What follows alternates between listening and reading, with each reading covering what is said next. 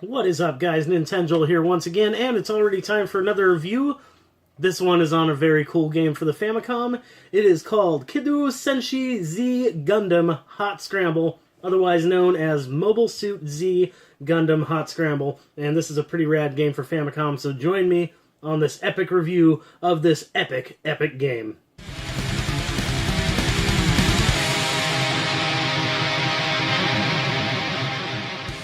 Okay, for the sake of saving time and my sanity, we are going to refer to this game as Hot Scramble for the rest of the review because I do not want to say that title over and over and over again. So, Hot Scramble for the Famicom, released in 1986.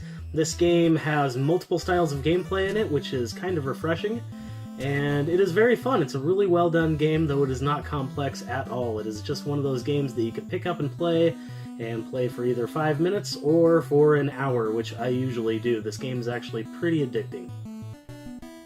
So, what are you greeted with when you turn this game on? When you turn Hot Scramble on, you are immediately greeted with a little intro and basically a bunch of text telling you a story in badly translated English, and then it shows you a bunch of robots, enemies that you will encounter later on, and their stats.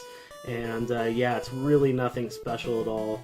You're treated to a brief title screen, and then yeah, once you press start, you're actually in space. Well, you're not actually in space, you're kind of on the ground, but you're flying around, and this part reminds me a little bit of Space Harrier meets like, oh, I don't know, like Star Fox, but really it reminds me of Space Harrier. And you are first-person perspective, and you are flying around trying to shoot enemies down that are flying around trying to shoot you down. So first you are on the ground, kind of. You're flying around. You're, definitely on a planet. You're flying around. You're trying to shoot down enemies. And once you shoot down enough of them, you kind of take off, and you're still in a first-person perspective, but now you're in space. Then you have to shoot down a bunch more enemies, and then you are confronted with a very small boss that is really, really easy to take down. The bosses on these first-person perspective parts are just a pushover. But anyways, you shoot them a few times, and you zoom off to the next part of the first level, or of any level. This is how every level starts that I've seen so far.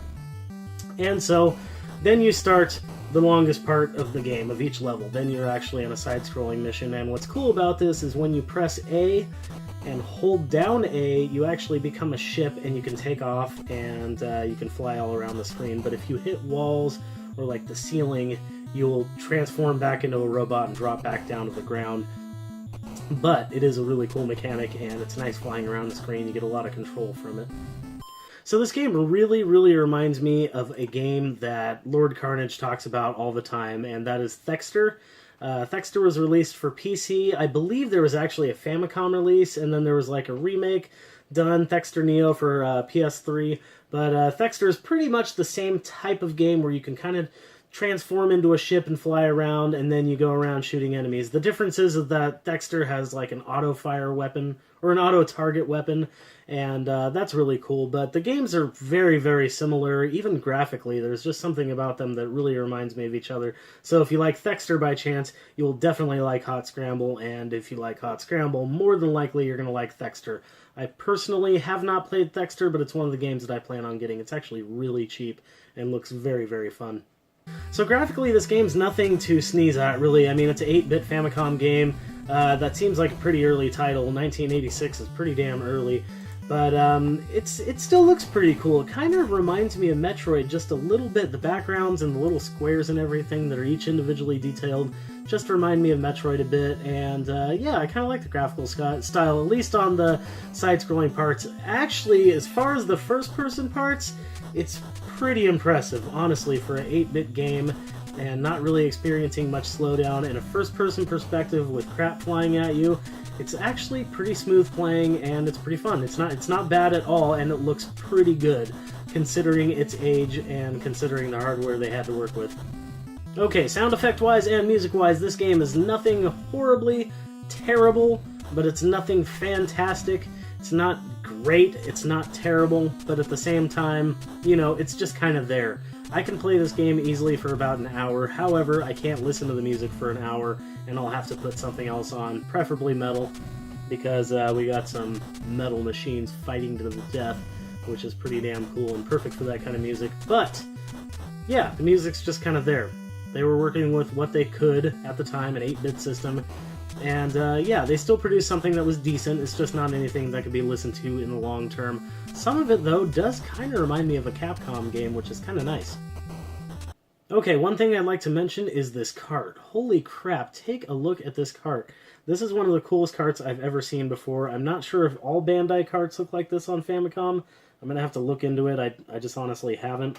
But I really like the end label. I really like the shape of the cart. I like the lines through it. The label's cool. Even the back label's cool. Just everything about this cart screamed at me that I had to get it when I got it. And yeah, it was worth it. It was only a few bucks.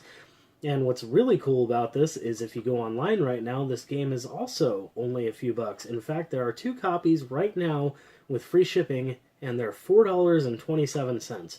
So if you want to play some sweet hot scramble action, you can do it for less than $5. Less than the price of a meal at McDonald's, which is a lot better for you also. Or you can go to Denny's and get a Moon Over My Hammy, which coincidentally is the name of the sequel to Hot Scramble, which is coming soon to a PS4 near you.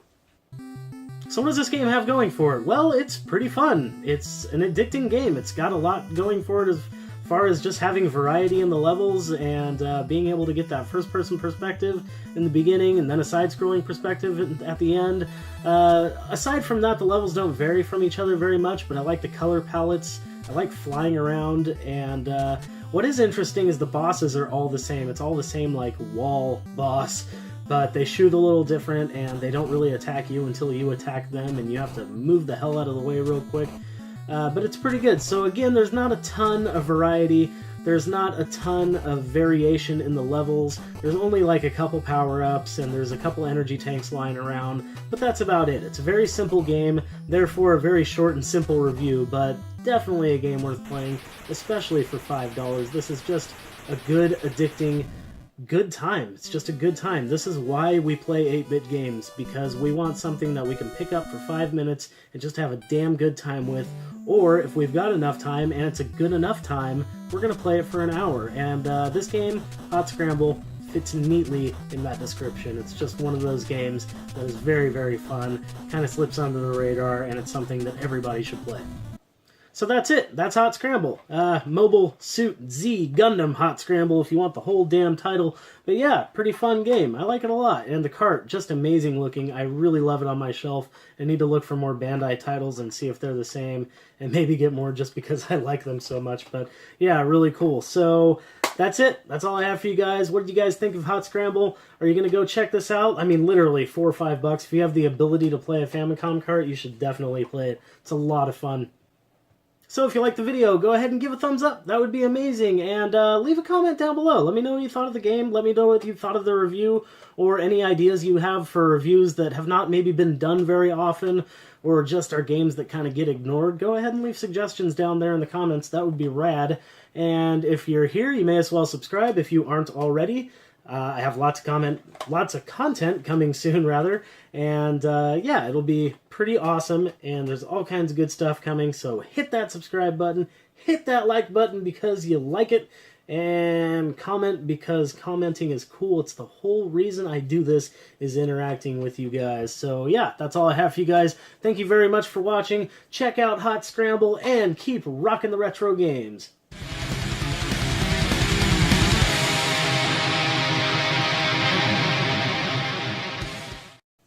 You're basically listening to the same songs over and over again. I had gas that whole time during that segment. Not like in my ass.